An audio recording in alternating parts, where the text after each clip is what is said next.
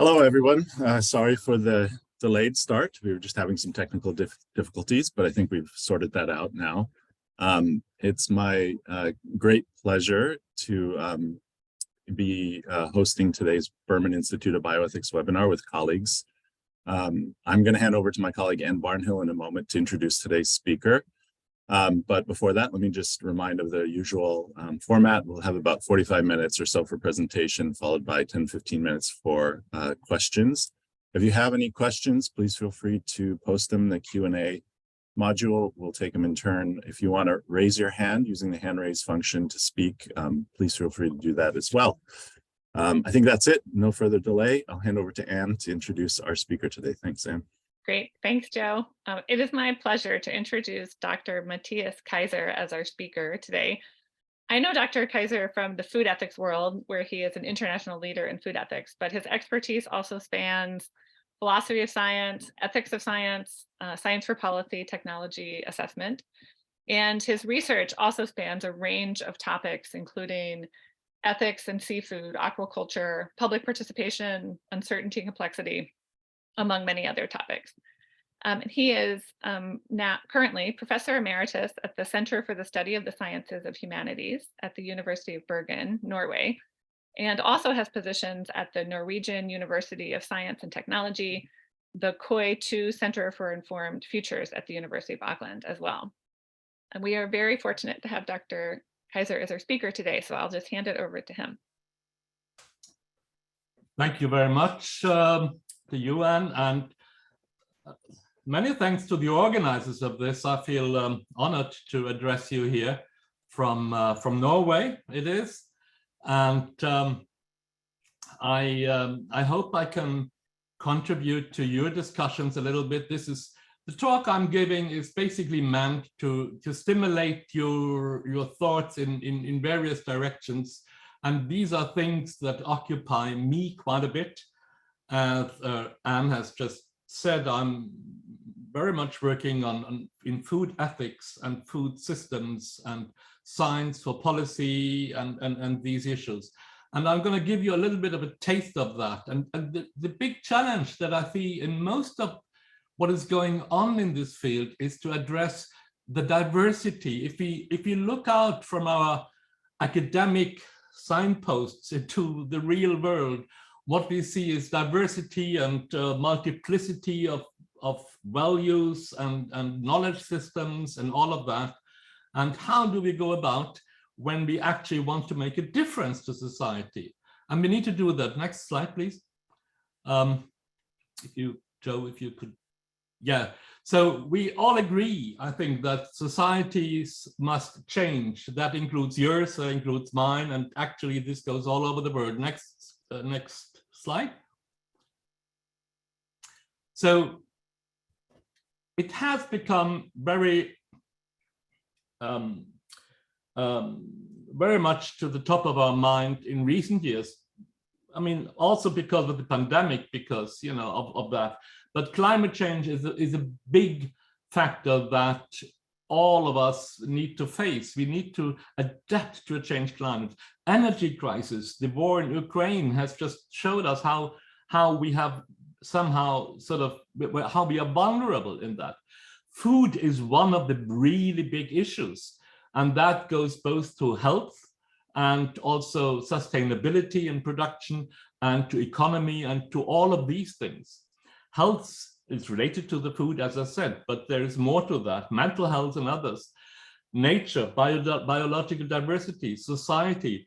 In many societies, what we are feeling is we see a fragmentation in our society that is undermining social cohesion. And of course, economy. We are very vulnerable to changing economies, and there is a big social injustice that is more and more produced in our economies. So go to next slide. So, but how is food and how is agriculture promoted then in this area? Well, typically what we hear is we have to increase production volume and increase effectivity. And this is very often justified by reference to expected population growth and all of this. there is an ideology around, which was Earl Butz, who formulated it as get big or get out. So we are moving in many countries, and you have already in the United States, to large units with monoculture. This is not necessarily the case over here in Europe. Here we do have much more smaller scale also, but in other countries, there is still a lot of small scale production units, and come back to that. We have to reduce dependencies on natural cycles. We are, told that is make our food production independent of seasons, of the climate and populations. And we have to domesticate and control the full cycle of production when it comes to animal production. Next slide. So, and we hear a lot of, political voices, and basically we hear a lot of the typical things in most of the industrialized countries. We need growth, welfare, large-scale units. We need innovation, and that is very much on the top front of the research councils as well. A digitized society and digitized production. We need to increase cost benefit, effectivity, low risks for health and nature, and all of these good words. Anyway, so next slide.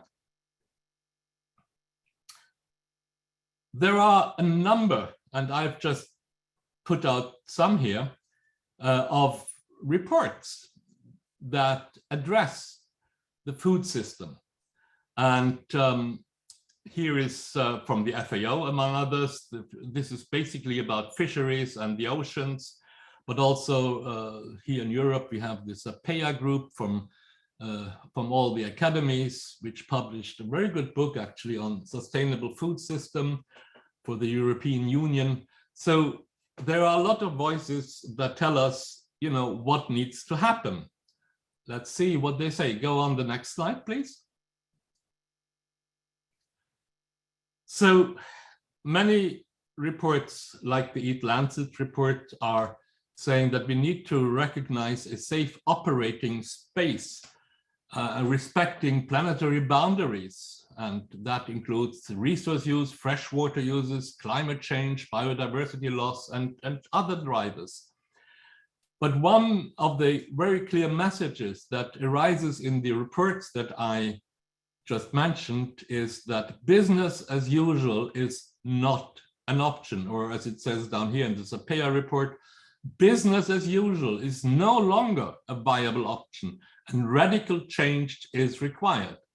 That is, let's say it the post-pandemic era cannot go back to the pre-pandemic era. We need to learn from the pandemic and from all these other global crises and actually start with reform. And the time is running out. We need to do this quickly. So let's see what we have now. So how do we often model the food system? And here is a typical model. It is a linear market system. It goes from input to production, to processing, to marketing and consuming. And so the actors here are typically either business or consumers. One type of actor is not very often mentioned, that is civil society in all of this. Now, in these models, there is always a value flow, and the value flow is in terms of the commodity priced in dollars or in euros or whatever. And when they picture this model, it's all about costs and benefits and sometimes risks. And they acknowledge certain external constraints like legal regulations or some other standards. Now, let's go to the next one. But now this linear model, is that really like this? This is one I used for the fisheries. The typical one would again be here: input suppliers, fishers, processing, distributors, retailers, and consumers. Now, this is a linear model, and value choices seem to be between these actors. However, if we have a closer look, we'll see that value choices are both vertically and horizontally there. The input suppliers have to make choices in terms of technical equipment and so on. And the fishers, for example, about the fishing gear and all of that, and other suppliers, and they need to consider family welfare, local identities, traditions, and so on. And these choices go all the way to, to the consumers. Consumers have to make dietary choices. They have to pick out brands. They have to look if the food is processed or fresh. And what do they weigh this against? Well, family health is an important issue. Family economy, prices play a role, but also political and ethical preferences. We are talking about political consumerism nowadays, where we have many niche markets of people who depict certain kinds of foods for political or, let's say, other philosophical or ideological reasons. Veganism is one of those, right? But not the only one. There are many other sort of niche markets. Anyway, the point here is there are value choices all along, and they go horizontal and vertically. And actually, the last end of this supply line, the consumers know typically very little about the beginning or about any other partner in this chain.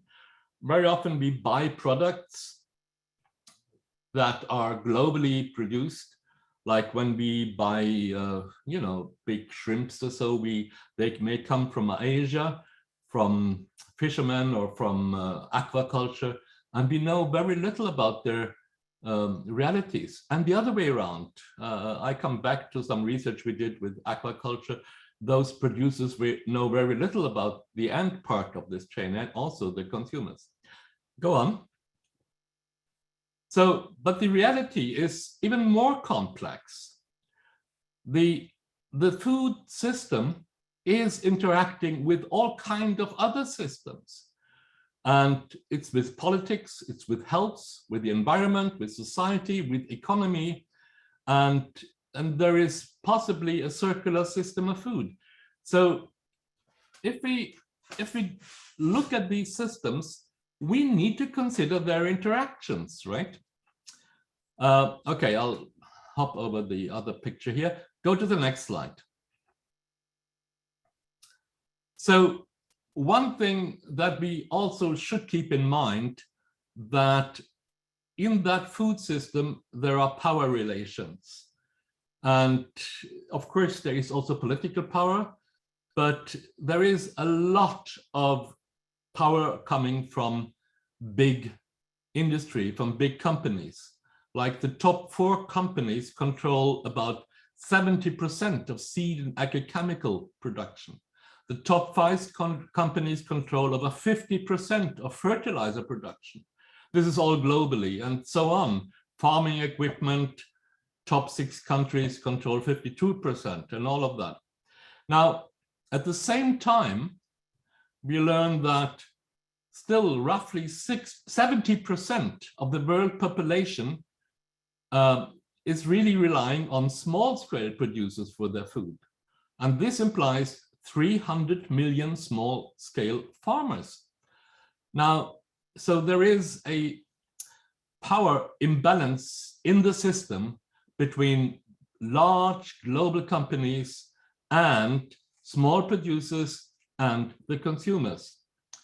And whatever we do in our thinking, in our research, this is a factor we certainly should have in mind all the time about the power differentials in the food system. Let's go to the next one. So, but in any case, what we are dealing with is we're dealing with what we typically can describe as complexity, which is not just that something is complicated, it is complex. And that is, there are many interconnecting systems that we just have seen. And these systems are typically open systems. And we have to make many, if we model these systems, we have to make many choices. Let's go and see what these are. Next one. So any kind of modeling that we might do has to, typically serves different purposes. Models can be used to all kinds of purposes. They can be building a general theory that enhances our understanding, and they will have a design according to that. They can understand a very localized phenomenon, which reduces some of these parameters. They can be about a learning tool for us, learning about a certain phenomenon. And some models can help us to predict future behavior of the system. But depending on what these purposes are, the designs of the models will be different. Let's see, next one. Complex systems, and I just want to make a reminder here, they are open systems and they are typically non-linear. That is, that predictions can be very difficult to make because there are various equilibria states involved in these systems, right? And one of the basic messages that I want you to take in is that however we do these modeling, scale and scope matter quite a bit. That is, we can model a system at its smallest unit, like producers or consumers, and they can adapt to changes on a small scale rather fast because they have to. And then there is intermediate size units, like some, let's say, local organizations or, you know, institutions, agencies, or large organizations like countries and law regulations. And the reaction to crisis will be different. So these larger react slower, the smaller react faster. There is learning in the smaller system and adaptation, but they are all constraining each other. So scale and scope matter, whatever we sort of want to say about this. Go on to the next one. So this is now just from modeling, and I don't want to go into deeply here. It's just that there are different trade-offs. Models can aim at generality or precision or realism, and you know, not all of those at the same time. And there is also a sort of a trade-off between model complexity and error to be made. In any case, each model will have its different advantages and disadvantages. So one of the, I think, best advices that I have seen in the literature is whatever we do when we try to model a food system, the best thing to do is actually to model it with several models at the same time and look how they can picture or grasp different aspects of the reality that we are interested in. Okay, let's go on. So all models are wrong, but some are useful, as it is said. That does not imply that modeling is a futile exercise. I don't know if any of you is engaged in that, but modeling can be very fruitful given that we are aware of all these uncertainties and trade-offs that go into this, that you are aware about parameter selection and design functionality of the model and all of these. So I just want to say that when we look at the food system, there are many models around. We shouldn't swallow a single one uncritically. We always have to ask questions about that. None of those is really depicting all of the reality that we are facing. Now, and that is particularly true when some models claim that they picture a, let's say, the global food system. Global realities are, as we know, come in very different shapes, and there is a lot of difference in cultural, economic, and other realities. So we need to be aware of these when we assess the utility of the models we are dealing with. Okay, let's go on. So our life world is complex. definitely, I like this picture here, right? What we do in academia is we try to simplify it. Reductionism is an old tradition in academia in general. And yes, when we look outside, it's much more complex. That does not mean that some kind of reductionism or some kind of abstraction is useful when we deal with that complex reality.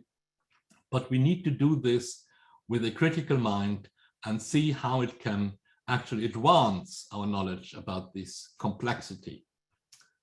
Okay, let's go on. So reality has many descriptions. I guess you have seen this one with the elephant being described by a lot of blind men, or the next one, different viewpoints, you know, depending on from where we look at it. If you look at the food system from the global north or from the global south, makes a lot of difference. Okay, go on. So now I guess you are as aware as we are here about the role that Sustainable Development Goals have taken on. There are 17 of them, and they're all interconnected in some way. And some of them have to do with the food directly or indirectly. It's not only number 2, zero hunger, but it's number 3, good health and well-being, even quality education, life below the water, climate action, all of these relate to each other. And if we have a closer look at any of them, we see that all of them relate somehow the natural and the social sciences and humanities to each other. There is no sustainable development goal that we can just departmentalize to a given discipline or so. All of them challenge all of our academic knowledge. And also, it's not simple truth or falsity that we're dealing with. It's about quality. There are better or worse answers to deal with these issues. We are dealing with wicked problems. I come back to that. So and we are dealing with transdisciplinarity. I'm also coming back to that. One of the things that I have and some of my colleagues have been arguing is that in these complex challenges, there is simply no silver bullet. There is no top-down solution. We need to anchor it somehow bottom up. There can be, you know, top-down ideas, but in order to anchor it, in order to come to transformative knowledge, it needs to be anchored bottom up. That is in real societies, in real localities and all of that. So let's see what the next one is. Yes, I was talking about wicked problems. I don't know if you know this. I mean, there was a term called trans science. That is, you can formulate problems within the sciences, but the sciences cannot produce the answers to that. What was it? Low radiation was one of these examples. But Rittel and Weber came up with this notion of wicked problems. That is, the problem understanding and problem resolutions are concomitant to each other. That is, wicked problems are such that there is really no clear problem definition. There are always multi-causal, multi-scala, and interconnected that involve multi-stakeholder with conflicting agendas, and whatever problems are never really completely served. As I said, only better or worse solutions come up and all of this. So when we try to address issues that matter to people in the food system, like our food or the food production, these problems are typically of this kind, wicked problems. There is no single clear problem definition, but they have multiple frames, multiple formulations that interact with each other. Okay, let's go on. Next, yeah. So if that is the question, or sorry, if that is the situation, so what are the problems that matters, and how can we, who can legitimately define what the real problem is? Can we always reduce a global problem to a smaller problem? What kind of expertise is needed to deal with the problem? And how can we get transformative knowledge if the problem is so complex? Transformative knowledge is knowledge that matters in the processes, in the social and political and economical processes that we feel have to change. So how can this be the case? Let's see, next one. So just note this, that framing the problem is already a problem, right? If you define what the problem is, you already have half the answer. And there is this joke about the type 1 and the type 2 error, which you probably know from statistics, the false positive or the false negative. But there may be something like a type 3 error, where we say, oh, very good science, but unfortunately altogether the wrong problem. We have seen this very often when, you know, technical disciplines have come up and said, oh, we have the solution to feed the world by aquaculture and all of that.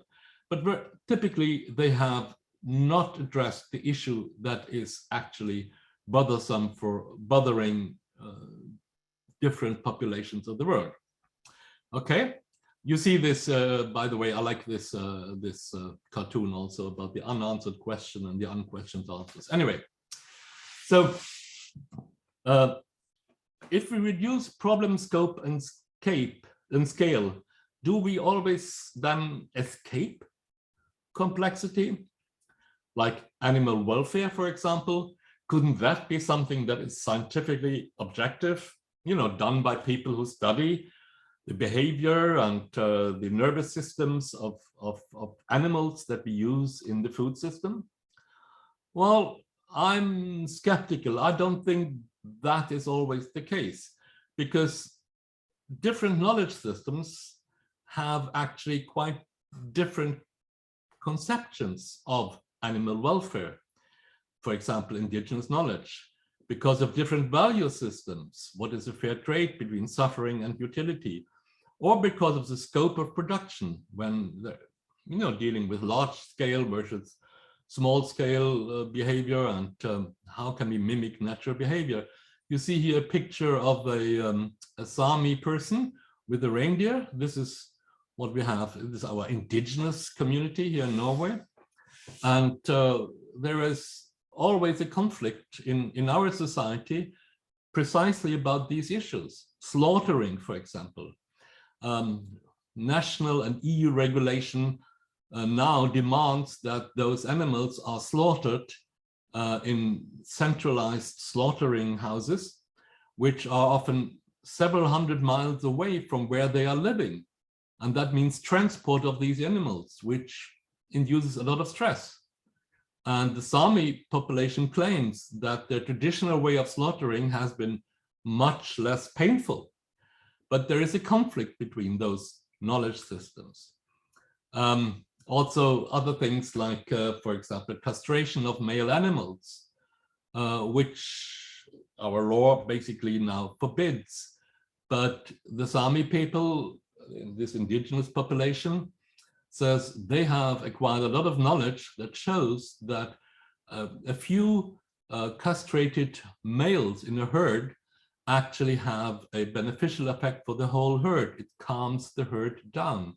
Anyway, so I just want to say that even in these areas where we might tend to think that there is maybe some objective knowledge, we have to be careful. There may be competing knowledge claims, and some of them have quite an experiential basis, need to be respected. Okay, go on. Next slide. So we talked about the Sustainable Development Goals. Typically, this is, you know, framed in these three pillars: the economic, the ecological, and the social pillar. But behind all of that are values. And the values are the basis for our ethics. Now, in other words, what drives me and many of my colleagues, in this case, this picture is from Mimi Lam, what drives us is the recognition that, hey, we cannot really become a sustainable society or a sustainable food system unless we have an explicit consideration of our values, and that implies then also more ethical normative reflection, okay? So we think of ethics as an integral part of a sustainable development. Go on. So now, what does that mean? First of all, making a good ethical decision in practice, what does it require? It requires, as one element, a good knowledge of all relevant facts.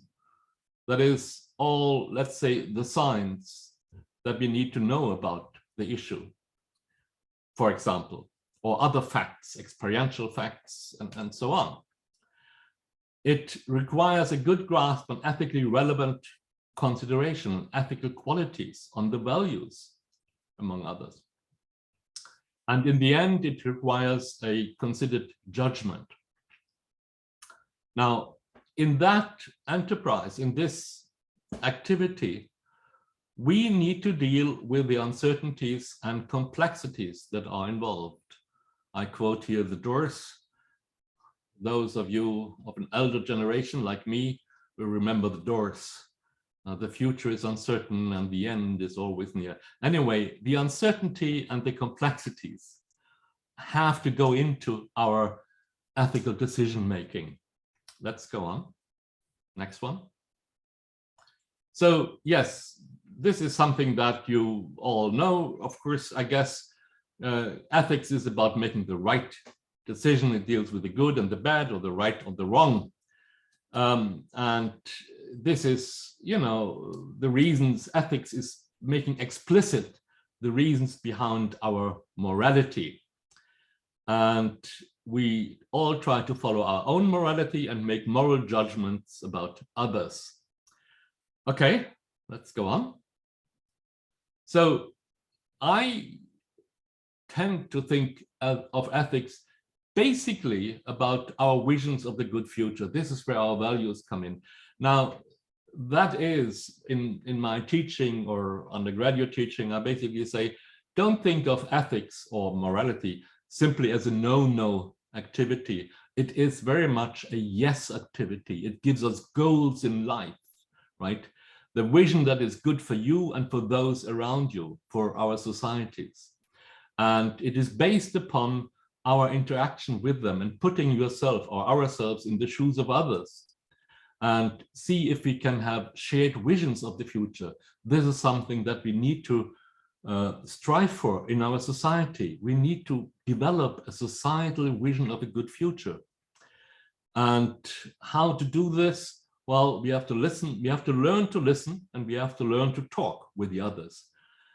This sounds very basic and very fundamental, and but I find that this is often where the difficulties are when we from academia are interacting with others.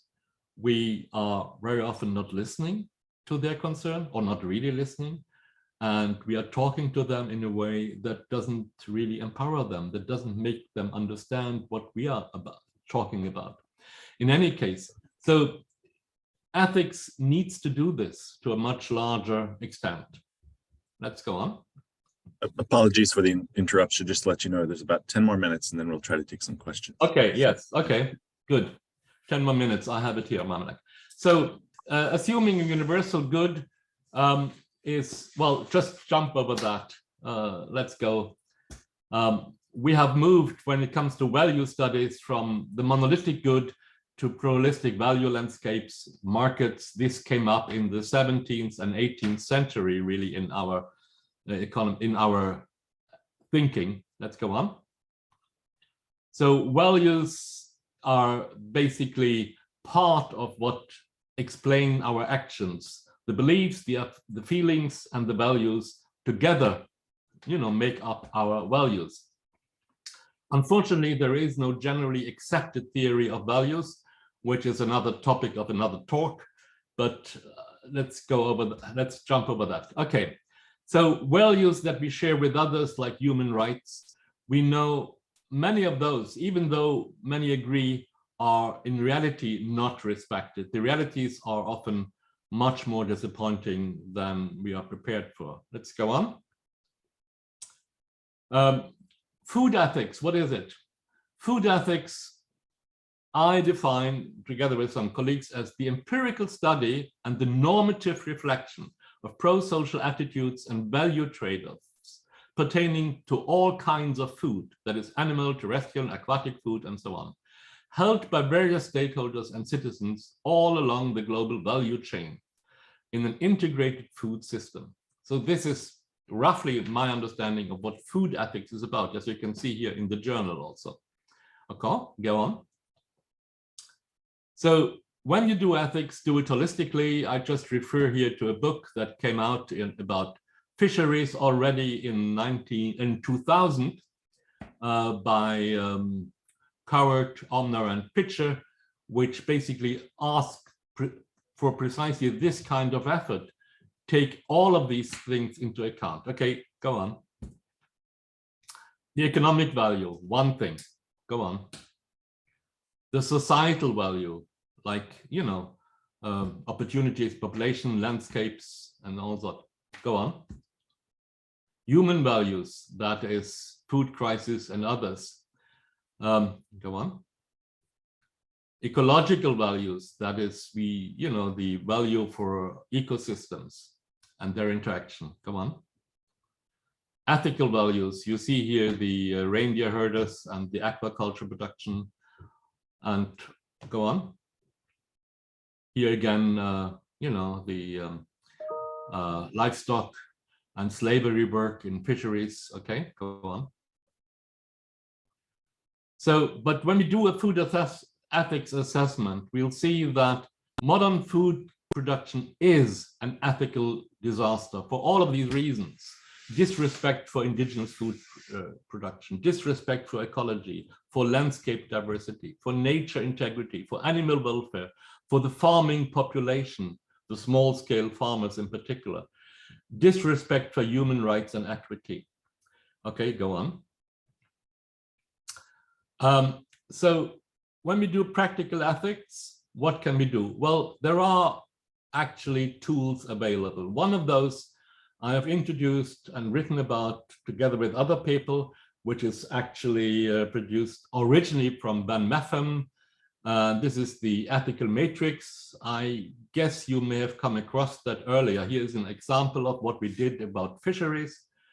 Go on, next one. We have also suggested in another project that producing value atlas may be a tool to help policymakers on the way. Next one. And value mappings, I'm very much talking about value landscapes, not about, in the traditional way, but landscapes that are more complex and multidimensional. Go on. We did this in a study in Asia, in 4 different countries.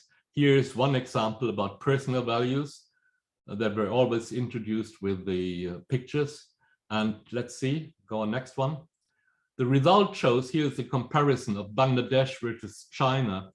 And just look at the circles down there. You can see there is very different, what we call value landscapes in these countries. So the cultural, religious, and other things come into play when we look for what are the values that these people actually try to have for their future development and try to protect for the future development. So, and I would say that this kind of empirical study is useful for our ethical reflection on that. We need to be aware of these ethical landscapes. Go on. So they are markedly different in different cultures. Well, just go on to the next one, I think. Yes, because value landscapes, I think, need to be formulated in ways where values relate to each other in terms of proximity. Some values are very close to each other, others are not. At the same time, different values may exhibit different intensity. Some are strongly felt and some are not so strongly felt. But also, and this is very much a problem, each value can carry several meanings depending on context. There's a contextuality. They change meanings dependent on the context they're in. And fourth, values have an inertia and are malleable over time. They change over time. And you can learn about you, but you can, by learning, you can change or somehow modify your values. So these things we all have to be, I think, aware when we talk about these value landscapes that we face. Okay, next.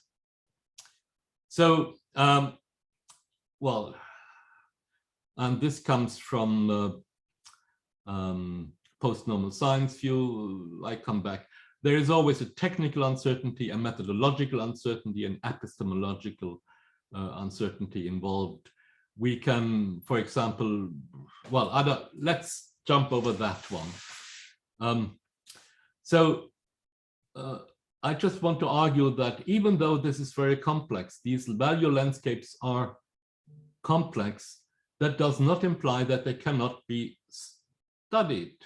They can help us actually solve ethical conflicts in democratic decision making.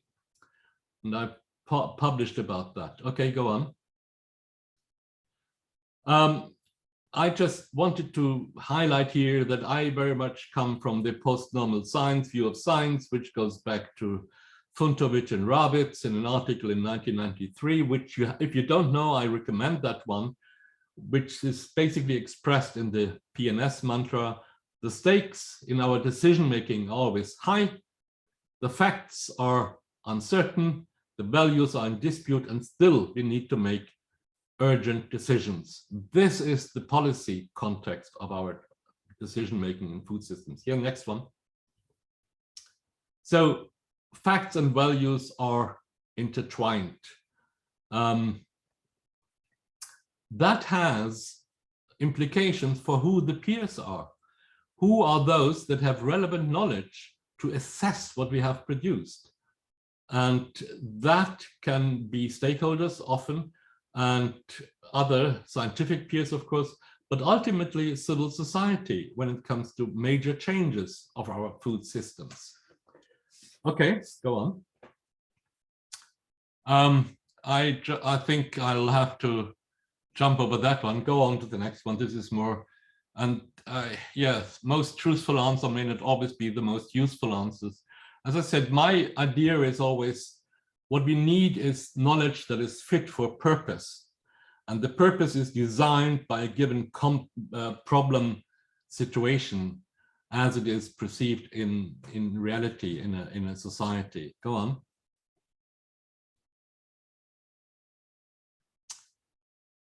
And also just jump over that one because of time. So I come now to the point where I say, if we study all that, we want to give advice to policy. When and for whom? Well, particularly if there are shocks, like, the pandemic or a war, when we also need to innovate our system, when we come up with new technologies, for example, or when we have, decision makers that need to, advise policies on these issues. These are the situations where we are challenged to come up with useful knowledge. Okay, go on. So, and my friend and colleague Peter Glugman has argued, and so have I, that as soon as we come into this complex interface between science and policy, we are actually dealing with post-normal science, and we need good brokerage functions. Go on.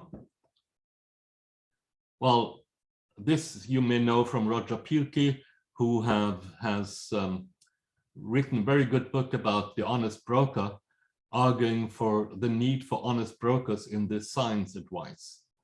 I recommend that to your reading. Okay, go on. And just jump over that. We have to face the core principles, that is trust, transparency, and legitimacy in our science advice. Respect for diverse knowledge systems and acknowledging the values and the biases that we all bring to it. Okay, go on. So, and the final part of my talk is about transdisciplinarity. Why? Let's go on. Because we need transformative science for policy, which is much more than interdisciplinarity. Transdisciplinary is not restricted to academia. It goes outside academia. Okay, go on. You can ask, is there still a place for philosophy in transdisciplinary research? I think there is, because even in transdisciplinary research, there is need for basic research and concept clarification. Here are some examples of concept clarification where I think that philosophers have something to contribute. What is food justice? What is food sovereignty? Now, animal welfare, is that to be applied to non-vertebrates as well? And how about the very concept of food, if we see it in its various contexts and traditions? All of these can be made subject to useful philosophical reflection that actually feeds into transdisciplinary research. Go on. So in all of that, we also look for empowering citizens. That is, in transdisciplinary research, we want to have at least partnerships with other users, end users, somehow. Go on. Yeah, go on. This is action research. And there is a characterization of transdisciplinarity, which will come up in a paper very soon. I'll let you know about this paper soon. This is a whole paper written with the ISC, the International Science Council, about this.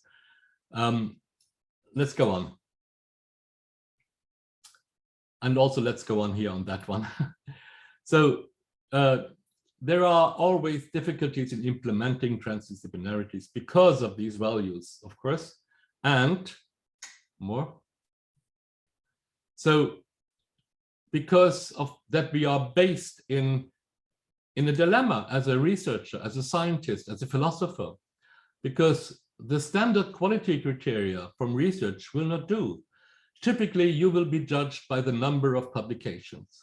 The number of publications can be very counterproductive if we are looking for transformative knowledge. Actually, it's very often leading to a suboptimality of the quality of our research. The sheer quantity of publications reduces, in a way, also the combined efforts to produce high quality contributions to policies. So, and there is other difficulties, the lifetime of the projects that we are funded for. And anyway, so there is a lot of issues that we face, we have to deal with. We have to be aware of those, but I think as young researchers, we need to argue for change in the science system as well, in the system that decides for our future as scientists and how we can come up with useful knowledge for, well, in this case, the food systems or the users. Let's go on. We need institutional change and we need outreach and communication, which is, I think, a point that comes up very clearly if we take the issue of transdisciplinarity seriously. And go on. Well, this is my final slide. I hope I managed within these 5 minutes. I thank you for your kind attention. And back to you, Joe, I think. Oh, Thanks, Anne. Thanks very much. Yeah, I think I'm going to hand over to Anne to moderate a little bit. And maybe, Anne, you have perhaps a question to pose in the few minutes we have. Yeah. Yes, I'll start with one question and then other people, please put your questions in chat. So I agree with so much of what you say that the big challenge with food systems is that dramatic change is needed, but also there is just this tremendous diversity and multiplicity of values and knowledge systems, and that experts, we have our own visions and values, and we don't really check in and try and find a common vision with others. We just talk at them. I totally agree with that. So my question is, nonetheless, do you think there is room here for two kinds of ethics work? So one kind would be what you were advocating for in your talk, right, where we need to check in with others about their value landscapes, and then we may actually be able to reach conclusions that reflect those value landscapes, and those kinds of conclusions may legitimately advise policymakers. But is there also a productive role for another kind of ethics work that goes beyond conceptual clarification, but is making our own ethics arguments, relying upon our own values and value landscapes? Like, does that have a positive role here, as long as we're very clear about what it is and isn't, right? Can we like wear two hats? Yes, I definitely would say so, and maybe I was a little bit short on that. When I talk about conceptual clarifications, it's not only explaining a term, it is actually a little bit more. I mean, I mentioned, I think, food justice or food sovereignty, but you know, all of this has this, for most of us, normative appeal, right? And how do we actually argue? What are the good normative arguments, right? And how do we go about sort of, if we want to enforce it, how do we actually communicate about these things? And so there is definitely a role for what we typically would call an ethical theory or something like that, right? As long, and this is my only proviso, as long as we are aware that we are one of a diverse group of, even among philosophers or bioethicists or whatever, right? And that there are these other viewpoints are not stupid, right? Even though I think I have good arguments, we need to engage in those discussions more, right? But just be aware that these discussions with our colleagues that may have different opinions, right, should also open up to others. We should not forget that we do this for the sake of, you know, public health, of nutrition, of starving children in the third world, of whatever, right? And have that still in mind as a framing condition for our normative disputes and discussions. But I would very much say transdisciplinary science is a big challenge, but it cannot live without sort of the quality that we are used to in disciplines. It needs to have that. But you are not restricted to only those philosophical discussions, that I want to say, right? You also have these other things, like although the value research, engage with some social scientists and say, hey, this is very important for our ethics. Let's learn more about it. That's my view. Great. Well, I don't see any additional questions in the Q&A, and I think we're at the top of the hour now, so we may have to just leave it there, I'm afraid. We'll thank you again, Dr. Kaiser, for joining us and sharing the talk and helping us think about ethics, I think, a little bit differently than we usually do. So thank you again. Thank you to all of you. It has been a pleasure to be with you.